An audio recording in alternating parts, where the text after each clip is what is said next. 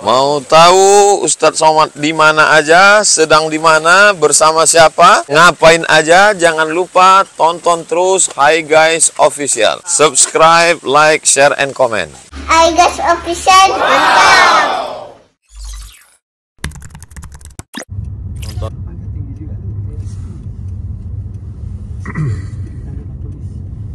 Sekarang kita di Kuala Besut ini perbatasan antara Trengganu dan Kelantan. Kita sekarang di sini di Padang. Wih, bukan Padang nih, saat ini di jalan besar nih. Tutup jalan dia. Tapak pasar malam.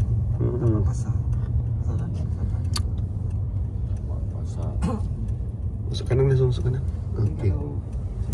Semua ada menteri ke apa semua event semua sini.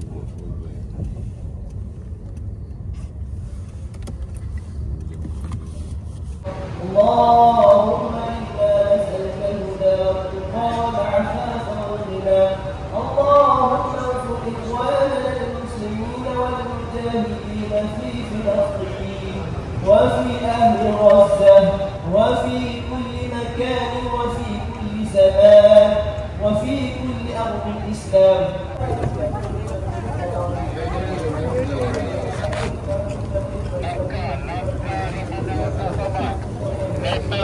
Ketibaan Profesor Dr. Ustaz Abdul Somad dengan segala hormatnya dipersilakan. Takbir, takbir, takbir.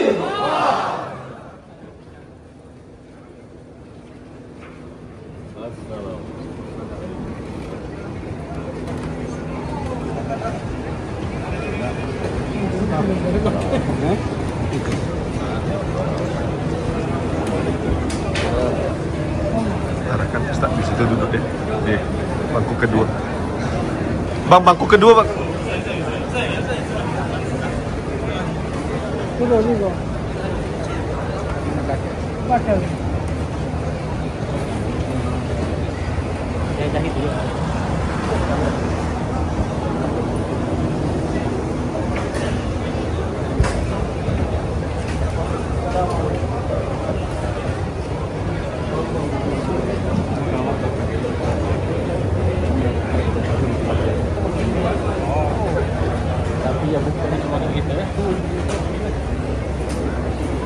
Assalamualaikum warahmatullahi ta'ala wabarakatuh.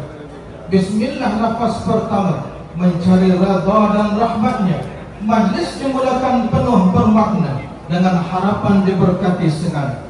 Daun sirih pembuka kata disusun rapi di dalam taraf. Al-Fatihah pembuka segala. Mari dibaca dengan hati yang dalam. Al-Fatihah.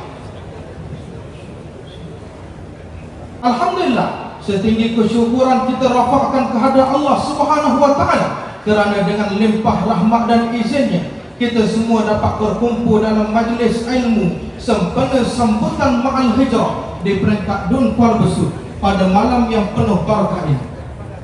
Kita amat bertuah kerana pada malam ini kita diberikan peluang untuk menimba ilmu daripada seorang tokoh ilmuwan yang sangat dikagumi, iaitu Al-Fadhil Profesor Dr. Ustaz Abdul Somad, yang telah datang jauh daripada seberang demi menyampaikan mutiara-mutiara ilmu dan nasihat yang insya-Allah akan menyentuh hati dan menyedarkan jiwa. Setinggi penghargaan juga diucapkan kepada Yang Muhammad Haji Azmi bin Saleh atas usaha dan komitmen beliau dalam menganjurkan majlis seumpama ini demi kebaikan masyarakat di Kuala Besut. Moga Allah membalasnya dengan ganjaran yang besar. Burung tempua terbang melayang hingga sebentar di dahan rendah yang kita nanti sudah pun datang. Ucapan anuan mohon bisa dengan segala hormatnya majlis menjemput dan mempersilakan Yang Berhormat Tuan Haji Azmi Saleh, Ahli Dewan Undangan Negeri Adun Kuala Besut, untuk menyampaikan ucapan alu-aluan. Dengan segala hormatnya dipersilakan.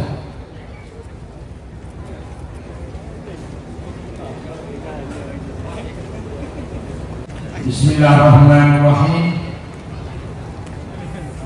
Assalamualaikum warahmatullahi taala wabarakatuh. Tuan-tuan, puan-puan yang dihormati oleh Allah sekalian, saya ini sebenarnya pertama kali berucap di depan tuan-tuan serama ini. Pada malam ini kita bertuah kerana bakal mendengar ceramah khas daripada Profesor Dr. Ustaz Abdul Somad Dai Nusantara daripada Indonesia, yang akan berkongsi ilmu dan penghayatan tentang erti sebenar hijrah dalam kehidupan seorang muslimin. Mudah-mudahan segala yang dikongsikan nanti akan membuka hati dan minda kita untuk terus memperbaiki diri ke arah yang lebih baik demi kejayaan dunia dan akhirat. Akhir kata, marilah kita hayati ceramah ini dengan penuh perhatian dan pengharapan agar ia menjadi titik tolak perubahan positif dalam hidup kita. Saya minta tuan-tuan takbir kuat sebanyak 3 kali bersama saya. Allahu Akbar, Allahu Akbar, Allahu Akbar. Sekian, wabillahi taufiq wa hidayah. Assalamualaikum warahmatullahi taala wabarakatuh. Waalaikumsalam warahmatullahi ta'ala wabarakatuh. Hijrah Rasul penuh makna, membawa cahaya dalam perjuangan. Ustaz Abdul Somad, tokoh ternama, dijemput memberi ceramah penuh pengajaran. Tuan-tuan dan puan-puan sekalian, tanpa melengahkan masa, marilah kita hayati pengisian yang bakal disampaikan. Mudah-mudahan ia menjadi pembangkit kepada perubahan dalam diri dan masyarakat kita. Majlis dengan segala hormatnya menjemput dan mempersilakan Profesor Dr. Abdul Somad untuk memberikan ucapan. Falyatafaddal mashkur wa minallahi ma'jura.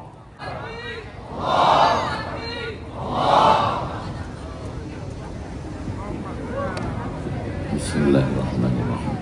Assalamualaikum warahmatullahi wabarakatuh.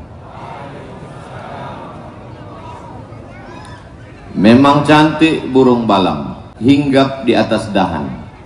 Dari bunyi sambutan salam, nampaknya jamaah belum makan.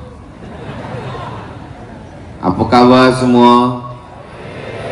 Alhamdulillahi Rabbil Alamin. Allahumma salli ala Sayyidina Muhammad wa ala ali Sayyidina Muhammad. Semoga kita semua mendapatkan syafaat Nabi Muhammad sallallahu alaihi wasallam, istiqamah dalam iman dan Islam, semua kita husnul khatimah dan masuk ke dalam syurga bersama Sayyidina wa Maulana Muhammad sallallahu alaihi wasallam. Amin ya rabbal alamin. Yang berhormat Datuk Dr. Azman bin Ibrahim, yang berhormat Datuk Cik Muhammad Zulkifli bin Yusuf, yang berhormat Tuan Haji Azbi bin Saleh, yang berhormat Ustaz Dr. Ridwan Muhammad Nur, yang berhormat Tuan Muhammad Husaini bin Husain, Cik Ahmad Rizal bin Mamat, Ustaz Ahmad Azhar bin Harun Musa. Ini nama saya sendiri. DSP Muhammad Sani bin Muhammad Saleh dan Datuk Haji Husain bin Awang. Hadirin hadirat, muslimin muslimat, semua yang berhadir malam ini insyaallah dimuliakan Allah Subhanahu wa taala. Amin ya rabbal alamin. Saya malam tadi mimpi. Saya sebenarnya berat nak bercerita tentang mimpi saya. Saya mimpi pengantin baru, maka belum pernah saya ceritakan lagi. Dan satu tetamu yang saya ingat malam itu datang, sahabat saya namanya Tengku Dedi. Lama saya dah berfikir dari pagi tadi, apalah agaknya makna mimpi saya. Saya nak cerita ke bini saya takut. Malam ni barulah saya faham, dapat saya takwilnya. Rupanya makna pengantin baru tu masuk kepada tahun baru hijrah. Kenapa tetamu saya yang datang tu yang saya ingat cuma satu, Tengku? Rupanya saya menghadapi tahun baru hijrah tahun 1447. Tazkirah saya yang pertama di negeri Melayu, Kuala Besut. Di tengah orang-orang Melayu, di kerajaan Melayu, tempat orang-orang yang berpegang kepada Al-Quran dan Sunnah Rasulullah Sallallahu Alaihi Wasallam. Saya kenapa berani Ustaz Somad bercerita tentang ini? Ada saya pernah terbaca tentang cerita seorang lelaki. Dia bercerita ke isteri dia. Kata dia pada isteri dia, "Istriku, malam tadi saya mimpi saya menikah." Kata isteri dia, "Engkau tidur lagi, mimpi lagi, ceraikan dia." Begitulah perempuan ini takutnya. Tapi kenapa saya berani bercerita malam ini? Sebab saya dah tengok dalam kitab Tafsir Ahlam yang ditulis oleh Imam Ibn Sirin. Kata dia makna mimpi pengantin baru tu maknanya dapat rezeki yang baru. Kalau dia ada masalah hidup, dapat jalan solusi terhadap permasalahannya. Semoga tahun 1447 Hijrah ini keadaan kita lebih baik daripada tahun 1446. Yang belum menikah segera dibagi jodoh yang baik-baik. Yang cakap amin yang belum nikah saja. Kalau ada masalah dalam hidupnya, mudah-mudahan Allah bagikan solusi, jalan keluar, dan bahagia dunia akhirat insyaallah. Amin ya rabbal alamin. Jadi sesiapa saja pun yang mimpi macam mimpi saya, jangan takut untuk bercerita, kerana takwilnya adalah rezeki yang baru, nikmat yang baru, termasuklah tahun yang baru. Selepas itu digantikan oleh Amirul Mukminin Sayyidina Umar bin Khattab, pun sama juga, tiada tarikh, tak ada tahun. Hari bulan ada, bulan pun ada, tapi tahun tak ada. Sampailah masanya surat-surat masuk daripada kerajaan-kerajaan jiran. Mereka berjiran dengan Rom, mereka berjiran dengan Farsi, dan mereka semua ada tarikh, mereka ada hari bulan, mereka ada tahun. Maka salah satu surat itu sampai kepada sahabat Nabi bernama Abu Musa al-Ash'ari. Abu Musa al-Ash'ari datang menghadap kepada Sayyidina Umar ibn al-Khattab. "Ya Amirul Mukminin, wahai Amirul Mukminin, surat datang dan mereka ada tarikh, sementara kita bila nak balas kita tak ada tarikh. Macam mana ni wahai Amirul Mukminin Umar ibn al-Khattab?" Lalu Sayyidina Umar ibn al-Khattab mengumpulkan sahabat-sahabat Nabi radhiyallahu anhum ajma'in. Dikumpulkan semuanya, Sayyidina Uthman, Sayyidina Ali, Sayyidina Talha, Sayyidina Zubair ibn Awam. Dan ketika itulah mereka bermusyawarah. Wahai para sahabat Nabi sekalian, sampai hari ini kita belum lagi ada tarikh tahun. Macam mana kita nak menetapkan tahun dalam Islam? Kata satu sahabat, kita tetapkan tahun Islam ini startnya mula masa Nabi Muhammad sallallahu alaihi wasallam lahir. Ketika Nabi lahir, itulah kita buat tahun satu, tahun pertama kita. Tapi ternyata sahabat yang lain tidak bersetuju. Kata sahabat lain, bila Nabi Muhammad SAW lahir, yang mabuk tetap mabuk, yang berzina maaf tetap berzina, mereka berjudi, mereka minum khamar, maka adakah pendapat yang lain? Lalu datang sahabat lagi mengatakan, bagaimana kalau tahun satu? Tahun pertama itu kita mulai daripada turunnya Al-Quran. Iqra bismi rabbikal ladzi khalaq, khalaqal insana min 'alaqin, iqra wa rabbukal akramul ladzi 'allama bil qalam, 'allamal insana ma lam ya'lam. Tahun itulah kita guna tahun 1. Sahabat yang lain tidak bersetuju. Kata sahabat lain, manakala turun Al-Quran, manusia tetap berbuat maksiat. Lalu kemudian ada pula pendapat yang ketiga, bagaimana kalau tahun Islam itu kita mulakan daripada wafatnya baginda, meninggalnya Rasulullah sallallahu alaihi wasallam. Alhamdulillah, pendapat yang ketiga ini pun ditolak. Kalaulah tahun Islam itu dimulai dari meninggalnya Nabi, tahun kita namanya tidak tahun hijrah, bukan ma'al hijrah, tapi ma'at takziah. Sebab tahun meninggalnya Nabi, dan kita pun malam ini menangislah mengenang wafat meninggalnya Sayyidina Muhammad sallallahu alaihi wasallam. Lalu apa kata Sayyidina Ali karramallahu wajha? Al-hijratu tufarriqu bainal haqqi wal batil. Hijrahlah yang memisahkan antara yang hak dengan yang batil, yang bengkok dengan yang lurus, yang hitam dengan yang putih, yang ikhlas dengan yang riya, yang jahat dengan yang baik. Itu pemisahnya adalah hijrah. Maka pendapat Sayyidina Ali itu dipersetujui oleh Sayyidina Umar ibn al-Khattab. Inilah pelajaran pertama yang kita ambil daripada ma'al hijrah. Apa dia? Wa amruhum syura bainahum. Orang beriman memutuskan perkara dia berdasarkan syura, bermesyuarat. Jangankan cakap saya, jangankan pendapat saya, topi saya miring pun saya tak tahu. Mesti ada orang lain yang bagi tahu ke saya. Kata Imam Syafi'i, kalau kamu nak bagi tahu kelemahan saya, kekurangan saya, janganlah di hadapan orang banyak, sebab itu akan menjatuhkan marwah, martabat, kehormatan, kemuliaan saya. Tapi bila kita nak luruskan, nak betulkan saudara kita, kita berdua bersama dengan dia. Kalau ada manusia mengatakan, saya tak pernah lupa, saya tak pernah silap, saya tak pernah salah, masa itu dia sedang lupa, dia sedang silap, dan dia sedang salah. Kita ni manusia.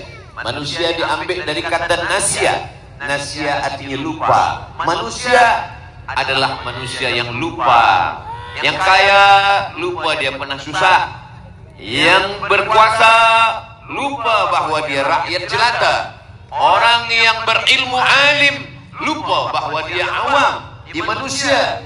Maka ketika kita ini manusia, yang mengingatkan kita adalah orang lain. Itulah ajaran Islam. Islam mengajarkan kita untuk membetulkan, untuk mengislah, untuk memperbaiki kalau ada silap dan salah. Nabi Muhammad SAW ketika berhijrah itu, jangan bayangkan Nabi itu hijrah, dia melangkah dari rumah, Bismillahirrahmanirrahim, la haula wa la quwata illa billah. Saya serah pada Allah, saya tawakal pada Allah, nak mati matilah. Oh, bukan begitu. Hijrah Nabi Muhammad SAW itu ada cara, ada manhaj, ada metode. Bagaimana caranya? Nabi tidak terus hijrah, bukan direct hijrah.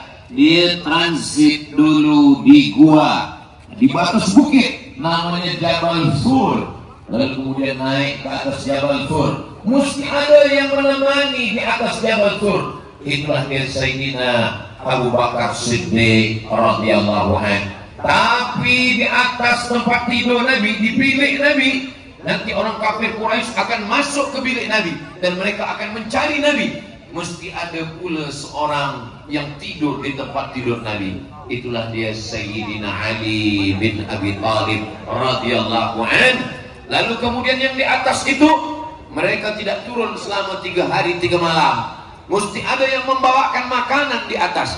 Yang membawakan makanan itu adalah seorang perempuan namanya Asma binti Abi Bakar radhiyallahu anha, anak daripada Abu Bakar Siddiq, dan dia saudara perempuan daripada Sayyidatuna Aisyah radhiyallahu anha. Dan di atas itu pula mereka tak tahu apa yang terjadi, hal ehwal di kota Makkah Al-Mukarramah. Mereka mesti tahu Bagaimana berita di kota Makkah Al-Mukarramah? Sebab masa itu belum ada lagi www.google.com.